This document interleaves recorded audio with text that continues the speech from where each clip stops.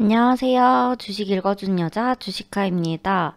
자, 수소경제 인프라 구축이 먼저여야지만 현대차가 올라갈 수 있다 라는 말씀 드리면서 이야기 시작해 보도록 할게요. 바로 연이어서 오늘의 추천주와 전일 추천주 리뷰도 함께 할 예정이니 구독, 좋아요, 알림 설정 눌러주시고 저와 매일매일 찾아뵈었으면 좋겠습니다. 현대차 차트 먼저 살펴보고 가겠습니다. 자, 마이너스 2.57% 시장을 먼저 살펴보고 갈게요. 시장, 제가 계속 말씀드렸다시피 상승 개수 대비 하락 개수가 많다라고 말씀드리면서 자, 코스닥은 조금은 강보합권에 있고 코스닥이 마이너스 1%가 채 안 되는 수치로 하락 마감하였으며 시작은 좋았죠. 시작은 코스피, 코스닥 모두 살짝 소폭 갭 상승해 주면서 갭을 메우러 내려오나 하락하나 싶을 정도로 10시까지 쭉 하락해 주다가 다시 반등해 주는 모습 보여주면서 저희를 살포시 마음을 놓게 해 주었습니다. 그렇지만 저희 아직 대선의 결과에 따라서 혼란이 많이 남아있다라고 말씀드리면서 또 그런 얘기도 했죠. 제가 대선에 아직 코로나가 확산이 증가했음에도 불구하고 가려져 있다. 트럼프와 바이든이 지금 이러한 액션 취하는 행태로 인해서 다른 여러 가지 문제점들이 좀 부각되고 있지 않다라고 말씀드리면서 저희 VIP 회원님들께는 그런 말씀도 드렸어요. 미국 실물 경제가 회복되지는 않고 있다. 어떻게 말씀을 드렸냐? 실업자 수가 거의 쇼크 수준으로 더 늘었어요. 그리고 취업자 수가 늘지 않았어요. 그럼에도 불구하고 이러한 대선 리스크 때문에 좀 그게 묻히는 경향이 있어서 사실은 약간의 쇼 같다라는 생각도 조금은 합니다. 자, 나스닥이 전일까지 3일 동안 최고치를 계속 연일 갱신하면서 사상 최고치를 찍고 있습니다. 그에 따라서 나스닥 선물지수가 지금 현 시점을 기준으로 하락하는 구간에 있고요.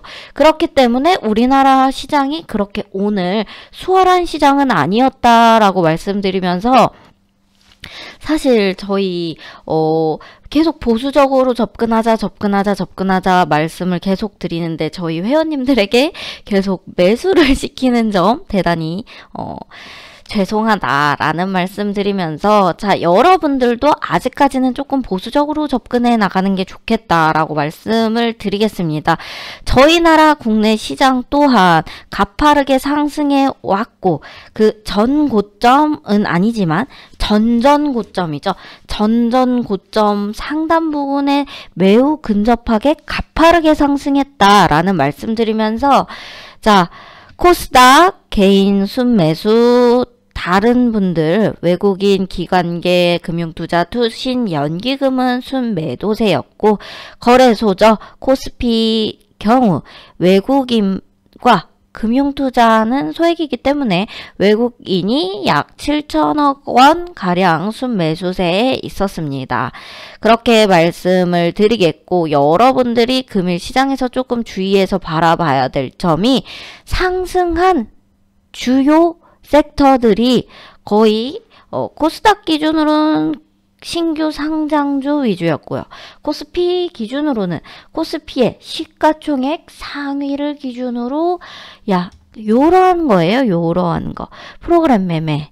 외국인의 프로그램 매매로 인한 강력한 수급이 이루어지면서 코스피는 외국인이 끌어올리고 코스닥의 경우에는 신규 상장주들이 끌어올리는 시장으로 마감을 하였다라고 말씀을 드리겠습니다. 자, 여러분 바로 현대차에 대해서 제가 길게 말씀을 드릴 예정이라 이렇게 광고 말씀 먼저 하고 갈게요.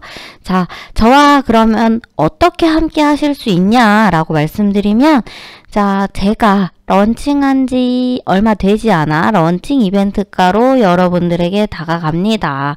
자, 1+1 한 달 또 한 달입니다. 2달에 33만원, 그리고 2달 더하기 2달, 총 4개월에서 44만원입니다. 요런 두 선택권이 있으니 여러분들이 생각해 보시고 관심 있으신 분들은 요 번호로 성함만 문자 남겨주시면 될게요. 자, 이 이벤트가는 지금 디데이 이틀 남았습니다. 이번 주까지만 마감할 예정이면서 그 이후에는 여러분 한 달에 33만원, 2달에 44만원입니다.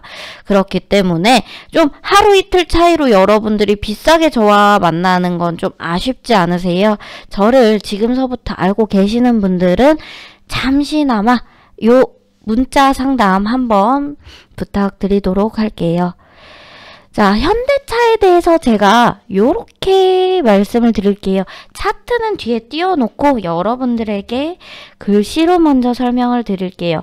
현대차가 지금 전기차로 알고 있죠. 전기차 플러스 수소. 근데 여러분들이 여기서 중요하게 생각해 보셔야 될 점이 수소 트럭입니다. 세계 최초.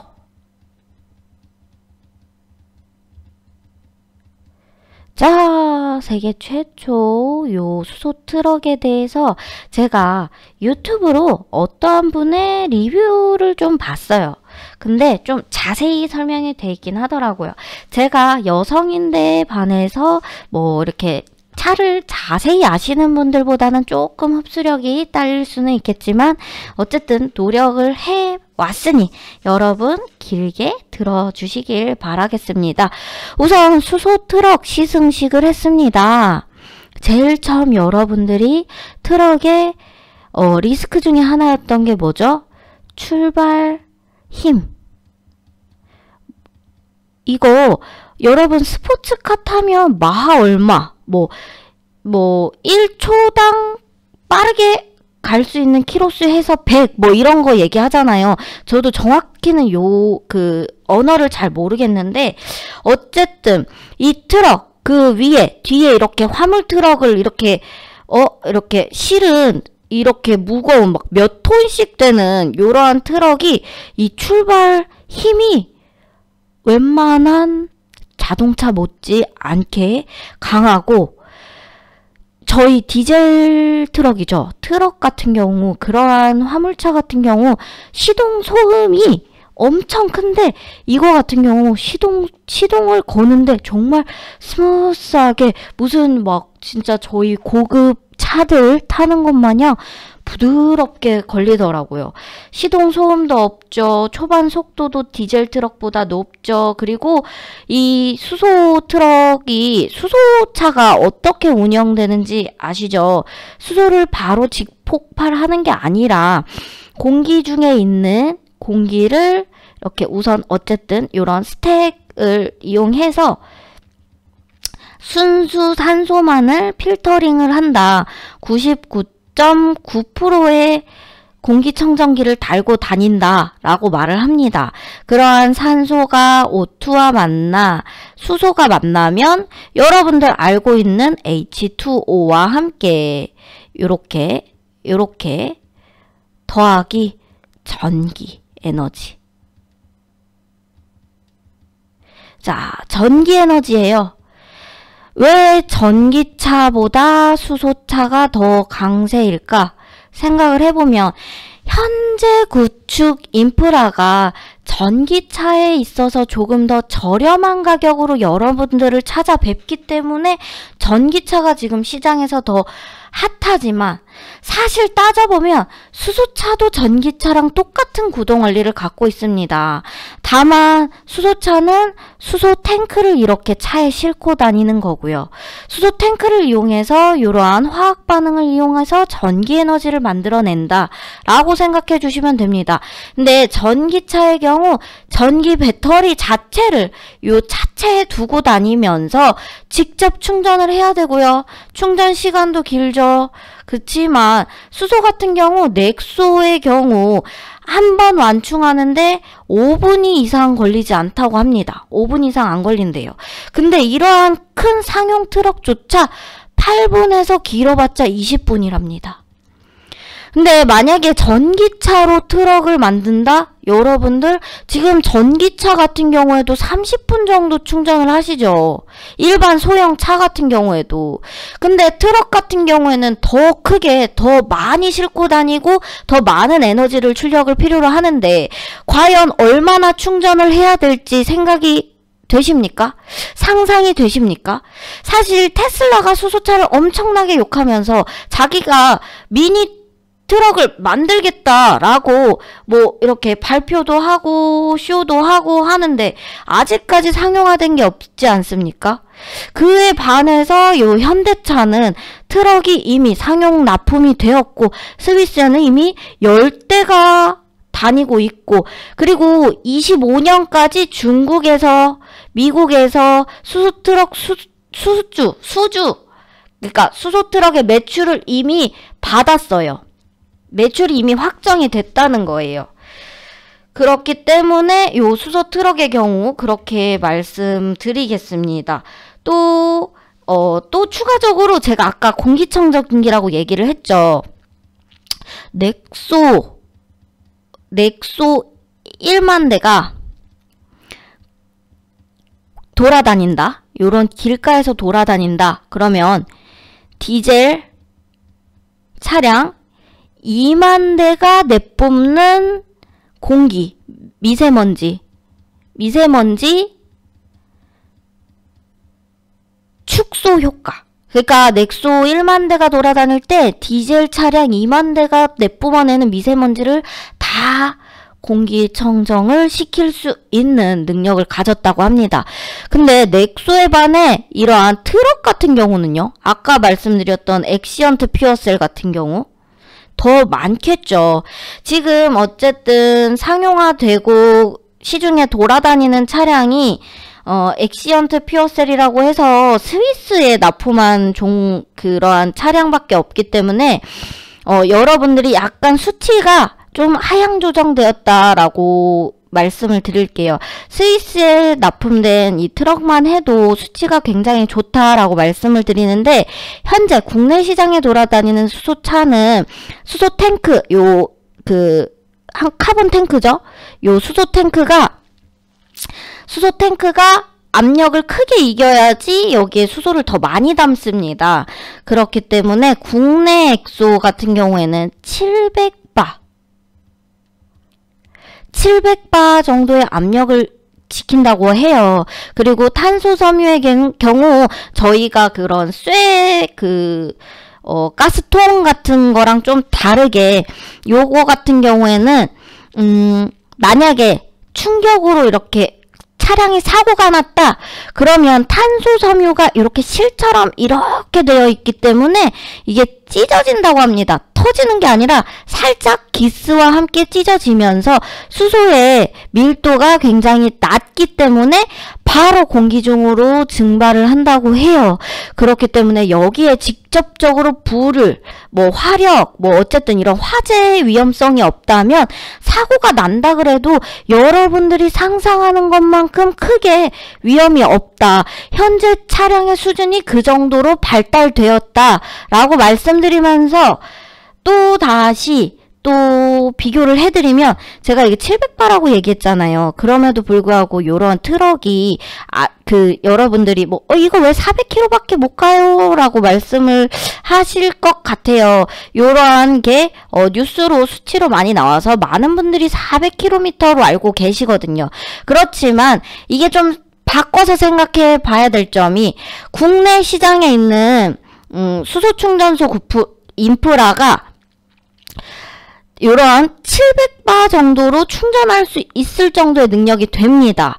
그렇지만 아직 스위스에서는 이렇게 큰 용량을 채울 수 있을 만큼 충전소의 인프라 구축이 덜 됐다라고 말씀드리면서 각 나라별로 수소의 정책이 있겠죠. 규제가 있고 그 규제에 맞춰서 생산했기 때문에 우리가 시장에서 붐을 일으킬 만한 그러한 큰 성능을 아직은 안 나타내었다. 숨겨져 왔다. 그렇지만 요 수소 트럭이 만약에 그 수소 탱크가 7개가 들어간다고 해요. 그렇지만 그 7개 들어가는 수소 탱크의 압력이 지금 국내 시중에 판매되고 있는 넥소 요 탱크보다 압력이 반밖에 되지 않는 350바라고 합니다. 그러면 여러분들 그냥 요 똑같은 몸체만 놓고 똑같은 스펙만 놓고 요 수소 탱크만 바꾼다 해도 여러분들이 상상하는 것보다 더 많게 달려간다 라고도 말씀을 드리겠습니다. 그리고 또 좀 새롭게 여러분들이 캐치하셔야 될 점이 완전히 새로운 방식으로 트럭을 납품하고 있어요. 저런 화물차 같은 경우에는 초기 비용이 엄청 많이 들죠. 제 생각에는 그러한 초기 비용을 빨리빨리 돈으로 끌어들여서 수소 인프라 구축하고 이랬으면 좋겠지만 아직 시장에서 수소 트럭에 대한 인지도가 낮기 때문에 완전히 새로운 방식을 도입한 것 같더라고요. 페이먼트 비용이 어떻게 되냐? per use. 여러분들이 사용한 만큼 받는다라는 그러한 컨셉으로 납품을 하고 있다고 해요. 여러분들 이러면 어떻게 될까요? 자, 우선 초기 비용에서 재무적인 결과론적으로는 나타나지 않을 것 같다. 그럼 지금 당장 주가는 안 가겠네요? 그쵸. 지금 당장 주가가 갈 수가 없죠. 그렇지만 현대차가 그런 식으로 납품해왔던 트럭이 시중에 깔려 있는다면 그게 이제 시장 점유율이 높아진다면 앞으로 평생 받아들이는 수익금이 그만큼 쌓이는 거죠. 그렇기 때문에 좀 장기적으로 바라봐야겠다라고 말씀을 드릴게요. 추가적으로 또 말씀을 드릴 거는 노르웨이, 네덜란드의 경우 25년까지 화석 연료 차량을 중단을 하지만 우리나라 국내 시장에서의 점유율이 1위니까 현대차의 경우 우리나라 시장을 좀 안 살필 수가 없겠죠. 자, 서울시가 35년부터 휘발유, 경유의 신차 등록을 중단한다고 합니다. 그렇기 때문에 진짜 현대차 조금 더 길게 바라보실 분들 제가 말씀드렸던 요 부분 조금은 생각해 주시고 기억해 주셨으면 좋겠습니다. 자, 지금까지 제 영상이 내용이 참 좋았다 하시는 분들 좋아요 한 번만 눌러주시길 바라겠습니다. 자, 전일 추천주였죠. 넥스틴 혹시 매수하신 분 계실까요? 제가 넥스틴 요 날부터 추천드렸는데 25일부터 추천드렸어요. 8만원 부근이라고. 그리고 8만원 하단 요 부분에 있어서 더 이상 접근하지 마세요라고 말하고선 쭉 밀렸죠. 그리고 어제 영상에서 지금 신규 상장주들이 조금 수상합니다. 그러면서 제가 박셀바이오도 언급하면서 여러가지 종목들 싹 훑어드리면서 요 넥스틴은 사실 좀 안 드린 것 같았는데 어제 영상에서 언급드렸어요. 그리고선 자, 여러분들이 대응하셨다 하시면 지금 어떻습니까? 시가에서 강하게 상승이 이뤄지면서 시가 대비 상황 벌써 6%예요, 여러분. 6%. 그리고 제가 8만원 계속 중요하다고 말씀드렸는데 8만원에서 접근하신 분들도 4%대 수익 챙기셨을 것 같습니다. 그렇게 말씀드리면서 넥스틴에 비해 자, BBC는 조금 우려하듯이 제가 말씀드렸죠. 요 부분에 저항이 심하다 라고 말씀드렸는데 역시나 저항에서 크게 뚫어주지 못하고 안착해주지 못하면서 다시 하락하는 모습 보여주고 있습니다.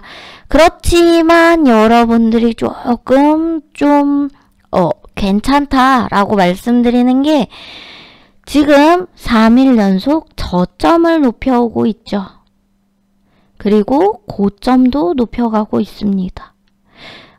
요렇게만 말씀드리겠고 삼성 엔지니어링. 자, 여러분 이거 중장기로 바라봐 달라라고 말씀드렸죠. 시가에서 강하게 상승이 이뤄주는 모습 보여주다가 살포시 밀려주었지만 시장에 영향이 있었다 라고 말씀드리면서 아직 요 101,000원 부근 강하게 지지 이뤄주면서 여러분들이 아직도 접근해도 늦지 않다라고 말씀드릴게요. 삼성 엔지니어링은 그렇게 말씀드리도록 하겠고, 신규 상장주죠. 오늘 자, 신규 상장주가 핫함에 따라서 소룩스도 상한가, 바로 상한가였습니다. 자, 여러분들 이 소룩스 어떻게 접근해 보면 될까요? 자, 내일 시가 대비, 시가는 시작하는 시작가예요. 시가 대비 마이너스 3% 또는 마이너스 5% 구간에 잡아주셨으면 좋겠습니다.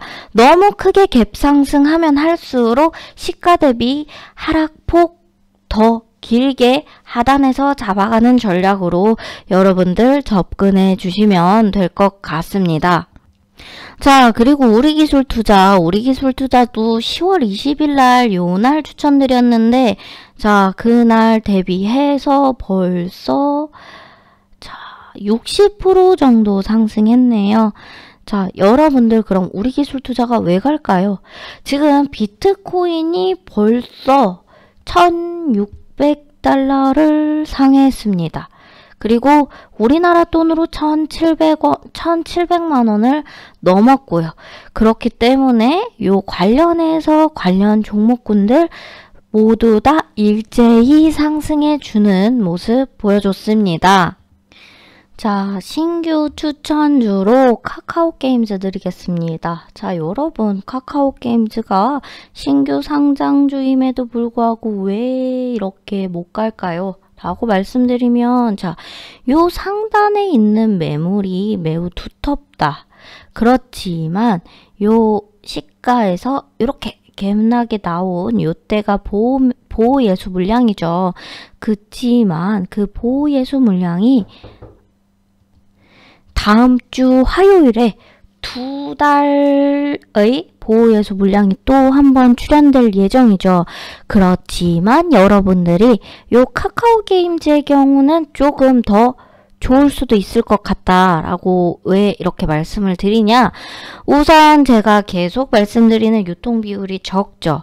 유통비율이 적고, 그렇고 추가적으로 또 말씀드리면 지금 신규 상장주들이 계속 순환매적으로 수급을 들여주면서 상승하는 추세에 있기 때문에 카카오게임즈도 상승할 여력이 충분하다라고 말씀드리면서 월요일날 접근하신 분들은 월요일 종가에 꼭 매도해 주시고 화요일날 시작을 보고서 그때 들어가도 늦지 않다라고 말씀을 드리면서 카카오는 월요일날 접근하실 분들은 월요일날 단기적으로 접근하시고 당일 청산이 목표로 접근해 주시고, 그리고서 그 이후에 화요일날 주가 흐름을 살펴보고 난 후에 또 추후적으로 대응 방법에 대해서 월요일날 다시 한번 언급드리도록 하겠습니다. 이렇게 두 종목 언급드렸으면서 다음 영상에는 다른 종목으로 찾아올 테니 다음 영상도 꼭 한번 시청 부탁드릴게요. 이상으로 마치도록 하겠고, 제가 말씀드릴 수 있는 건 저와 함께 하실 분들은 저와 함께 하실 수 있는 이벤트 가격이 금일 딱 11월 8일까지 밖에 진행되고 있지 않으니 그 전에 빨리 신청해 주셨으면 좋겠습니다. 하루가 지나고 나면 한 달에 33만원, 두 달에 44만원이에요. 여러분 지금 두 달에 33만원, 4개월에 44만원으로 찾아뵙고 있으니 현저히 싼 금액으로 여러분들을 저와 함께 하실 수 있는 기회가 불과 얼마 남지 않았다라고 계속 언급드리면서 영상 마치도록 하겠습니다.